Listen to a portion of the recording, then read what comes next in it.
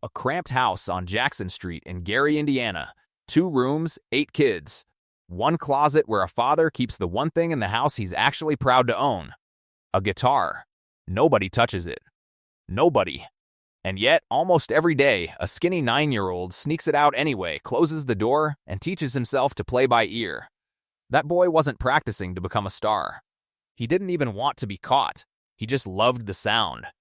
And one afternoon, his hand slipped, a string snapped, and the sound stopped cold, replaced by the sound of footsteps coming down the hall. That single broken string didn't end anything. It started everything. Because the boy holding that guitar was Tito Jackson. And the trouble he was about to get into is the reason the world ever heard the name Jackson 5. For 60 years, Tito stood a few feet to the side of the brightest spotlight in music history. He built the frame that his brother's talent hung inside of, and he did it so quietly that most people never noticed he was there at all, until September 15th, 2024, when he suddenly wasn't. That's when the questions started. Who was the man behind the rhythm guitar? Why did he step back for decades while his brothers became icons? And why, even in his final days, was he still out on the road, still playing, still showing up for a family and a legacy that owed him more credit than it ever gave him? This is the story Motown never told properly. This is Tito Jackson. To understand Tito Jackson, you have to understand Joe Jackson first. Not the caricature, but the man as he actually was in 1962. Joe worked long shifts at a steel mill in Gary. On weekends, he played guitar with his brother Luther in a local blues outfit called the Falcons, chasing a music career of his own that never quite took off. That guitar wasn't a toy. It was Joe's one unclaimed dream, locked away like something sacred. Tito, the third of 9 children, was drawn to it the way kids are drawn to anything they're told not to touch. He'd wait until his father left for work, pull the guitar out of the closet, and figure out chords by trial and error, matching what he heard on the radio. He kept this up for months. Nobody in the house said a word about it. Either they didn't notice, or they knew better than to mention it. Then came the day the string broke. Tito has told this story many times in interviews over the years, and the details never change because the moment clearly never left him. He knew what a broken guitar string usually meant in Joe Jackson's house. Joe was famous and later notorious for a level of discipline that bordered on brutal. Tito braced for the worst. Instead, Joe did something nobody expected. He looked at his son, and instead of anger, there was curiosity. He asked Tito to prove he could actually play, not a threat, a test. So Tito picked up the broken guitar and played every song he knew off the radio, one after another, filling that small house with sound. Joe listened. And when his son finished, Joe didn't punish him. He had the guitar repaired, and he started paying attention to what else his children could do. That's the part of the story most people skip over. This wasn't Joe Jackson discovering a golden ticket out of the steel mill. This was a father discovering, almost by accident, that his son had real, trained-by-himself talent. Joe began organizing informal sessions with Tito, Jackie, and Jermaine. Marlon and Michael, still small children, would hang around the edges of these sessions, absorbing everything. Within a couple of years, that living room experiment had a name. First, the Jackson brothers, then the Jackson 5. And Tito, the boy who wasn't even supposed to touch the instrument, was the one holding it. Without that broken string, there's a real chance none of it happens. No Motown deal. No I Want You Back. No Michael Jackson as the world would come to know him. Tito wasn't a supporting character who got lucky.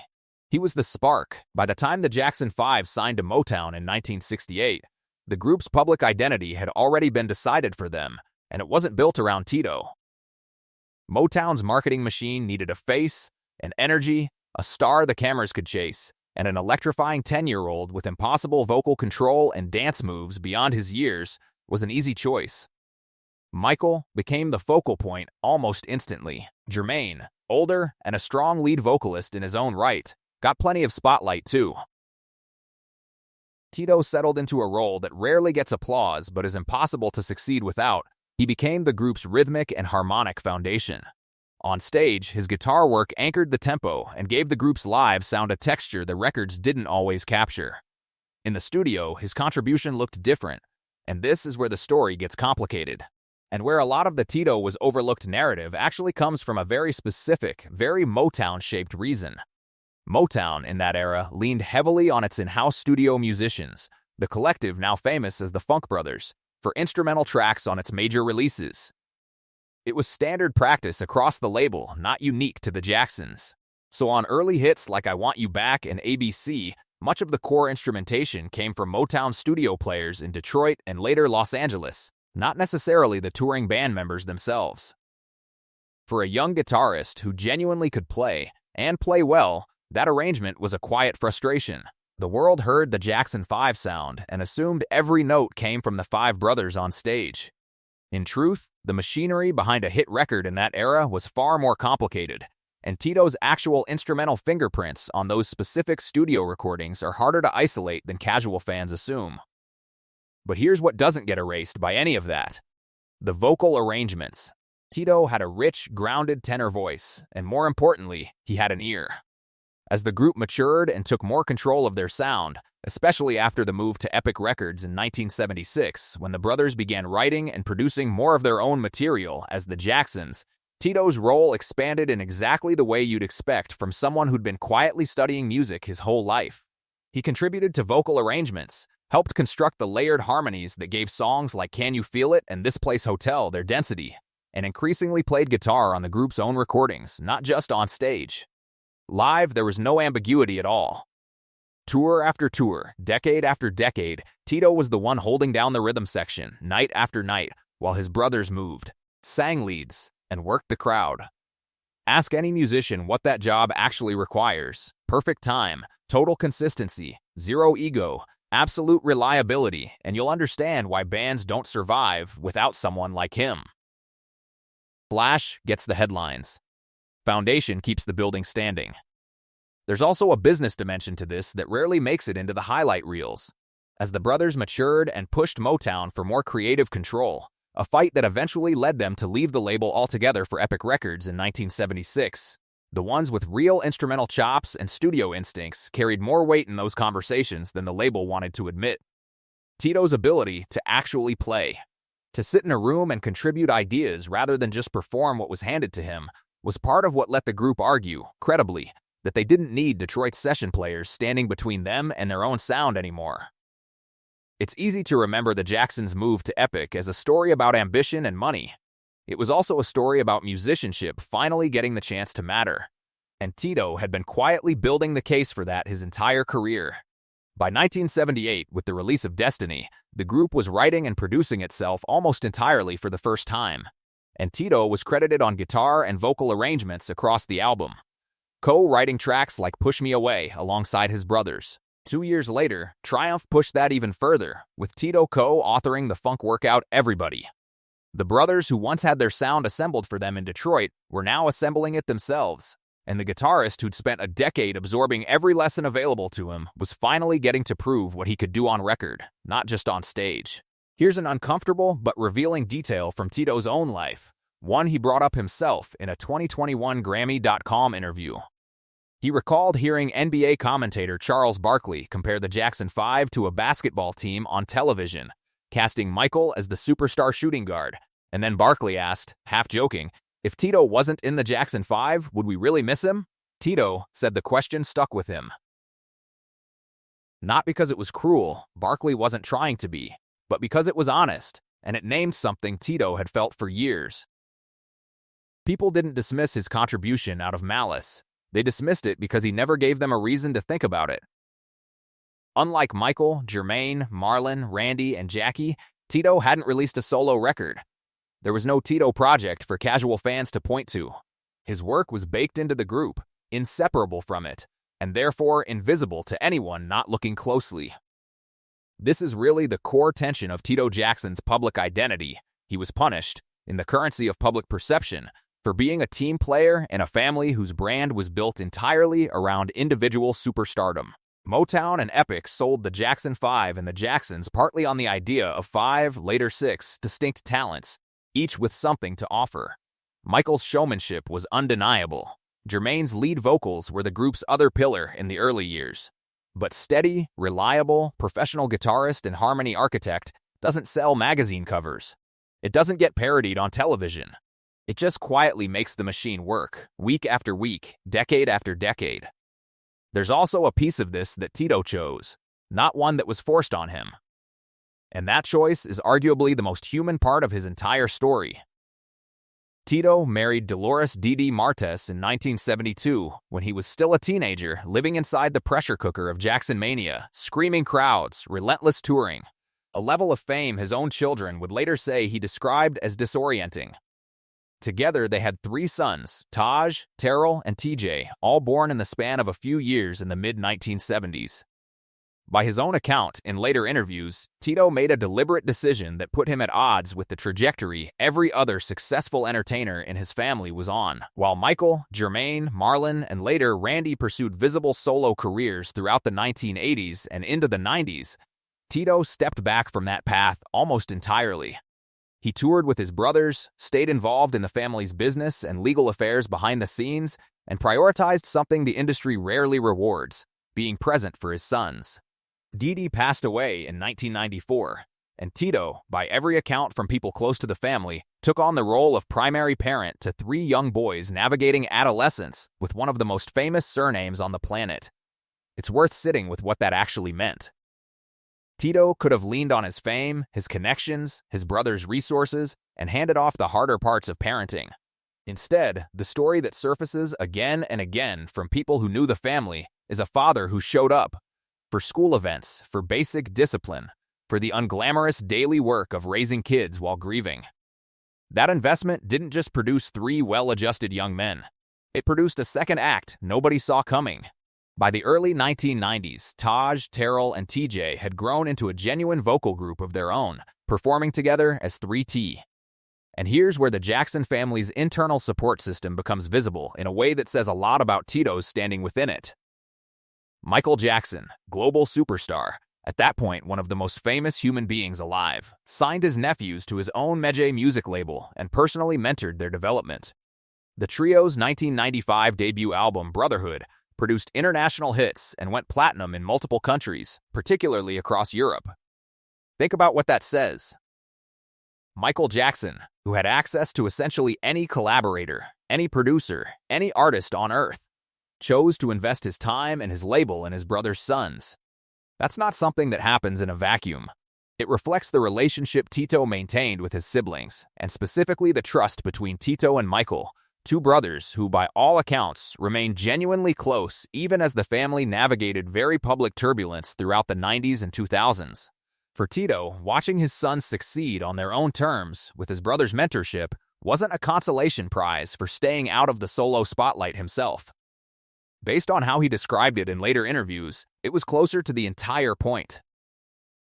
The sacrifice he'd made, staying grounded, staying present, not chasing his own name in lights during his son's formative years, had paid off in exactly the currency he cared about. Before any of that, there was 1997, the year the Jackson 5 was formally inducted into the Rock and Roll Hall of Fame. It's easy to file that under things famous bands eventually get, but for Tito specifically, it mattered in a different way. The Hall of Fame doesn't induct a frontman, it inducts a group. Standing on that stage, Tito wasn't there as Michael's backing guitarist or Jermaine's harmony support. He was there as a founding member, full stop, with a plaque that reads the same regardless of who sang lead on which single. It was, in its own quiet way, the first major institution to formally say what the family already knew. This wasn't 4 brothers plus Tito. It was 5 people who built something together, credited equally, permanently, on the record. That induction sat in the background for nearly 2 decades before Tito decided to do something with it on his own terms. Here's a number that tends to surprise people. Tito Jackson didn't release his first solo album until 2016. He was 62 years old. 62 after more than 5 decades in the music industry, after Motown, after Epic, after the Jackson 5's Rock and Roll Hall of Fame induction in 1997, after watching all 5 of his brothers put out solo work of their own. That Charles Barkley comment wasn't the only push, but Tito has said it was one of the final ones. He'd begun performing blues informally as far back as 2003, sitting in with touring blues acts and eventually joining stretches of the B.B. King Blues Band's live shows in the years that followed. Blues had always been Tito's first musical language. It's what his father and uncle played in that Falcons blues band back in Gary.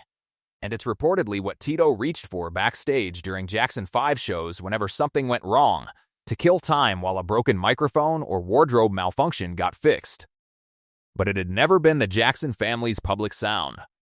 Motown built the brothers as a pop and R&B act, and for decades, Tito's blues instincts stayed backstage. Literally, Tito Time, released in December 2016, was his first proper statement as a solo artist, an R&B and pop record featuring guest spots from Big Daddy Kane and, fittingly, his own sons in 3T. It wasn't a blues record. By his own explanation, he wanted his first outing to connect with the fan base that already knew him, the one built on decades of Jackson family pop music, before he did what he actually wanted to do next. That next step arrived in August 2021, Under Your Spell, a full-blooded blues and soul album released through Gulf Coast Records. This is the record where Tito Jackson, at 67 years old, finally sounded like exactly who he'd always wanted to be. The guest list alone tells you how seriously the blues world took him. Joe Bonamassa, Stevie Wonder, Kenny Neal, Bobby Rush, Eddie Levert, George Benson. These aren't guests who show up for a vanity project. Reviewers at the time noted that Tito held his own as a bandleader, vocalist, and guitarist across the record, calling it a legitimate, mature blues statement rather than a celebrity side project. It's a strange, quietly emotional footnote to a legendary career.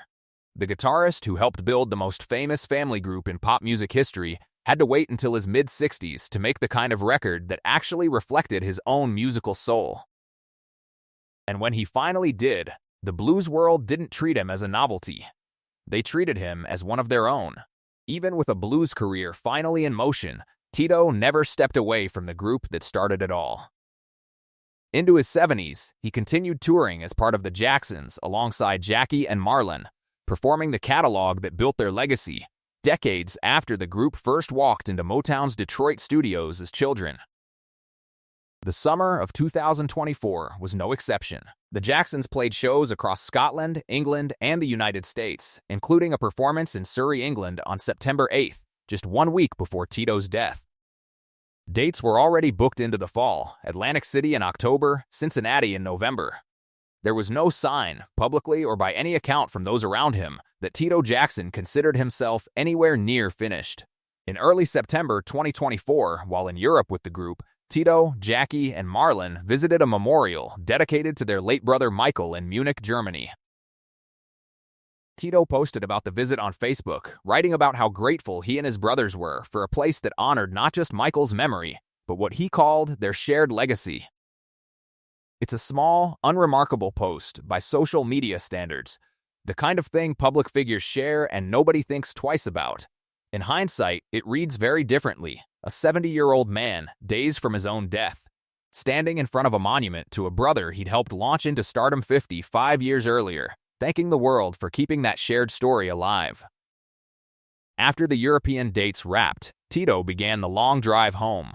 He had recently relocated to Claremore, Oklahoma, a place he'd reportedly grown fond of, telling people around him how much he'd come to love that part of the country. According to his business partner, Terry Harvey, who was traveling with him, the two men were driving Tito's antique cars back from California when Tito began to feel unwell, chest pains, sweating, describing pressure in his head. They were passing through Gallup, New Mexico, just after 6 p.m. On Sunday, September 15th, a Gallup police officer was flagged down near a shopping plaza on Highway 491 and alerted to a person in medical distress. Paramedics responded and rushed Tito to a local hospital where he was pronounced dead. He was 70 years old. The cause, according to family friend and former manager Steve Manning, was a heart attack. The news broke that night through the people who knew him best: his sons. Taj, Terrell, and TJ, the three boys Tito had raised largely on his own, the trio whose career he'd watched their uncle Michael help launch, posted the news themselves. It's with heavy hearts that we announce that our beloved father, Rock and Roll Hall of Famer Tito Jackson, is no longer with us, they wrote. Our father was an incredible man who cared about everyone and their well-being.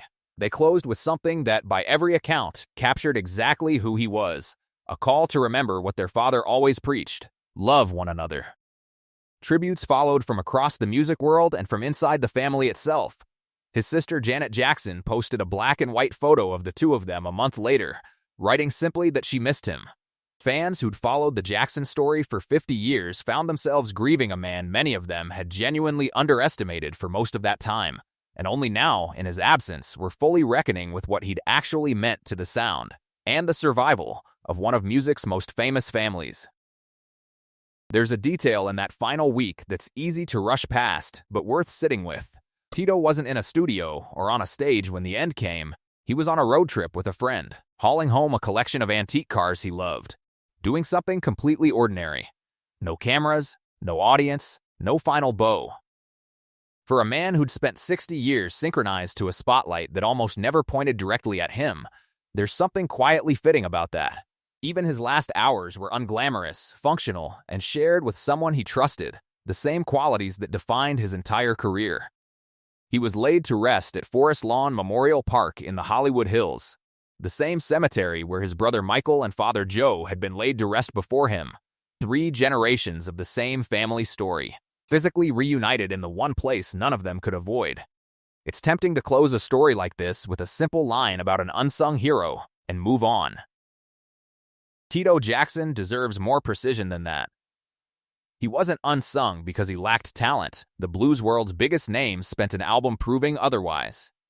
He wasn't overlooked because he lacked ambition. He simply ranked a different ambition higher for decades and raised 3 sons because of it. And he wasn't a footnote in the Jackson 5 story. He was, quite literally, its origin point, the reason his father ever organized his children into a group in the first place. What Tito Jackson actually built was something harder to put on a highlight reel. Consistency. 50 years on stage with the same core group of people, through fame, through family tragedy, through lineup changes and legal battles and the death of 2 of his own siblings, and he never stopped showing up. That's not a small thing in an industry that chews up families for entertainment and spits out the pieces. The Jacksons stayed a band, in some form, for 6 decades, and a meaningful part of the reason it held together at all was the brother who wasn't trying to be the star.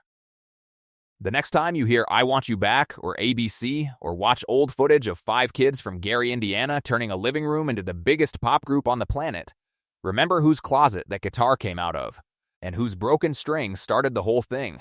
Tito Jackson didn't need the spotlight to matter. He just needed the chance to play. And once his father finally handed that guitar back to him, repaired, he never really put it down again. Not for 60 years. Right up until the week he died. Still on stage. Still on the road. Still holding the rhythm together for a family the whole world was watching. If this look at Tito Jackson's story gave you a new appreciation for the brother behind the band, let us know in the comments which Jackson family story you want us to dig into next, and subscribe, because there's a lot more of this legacy still left to uncover.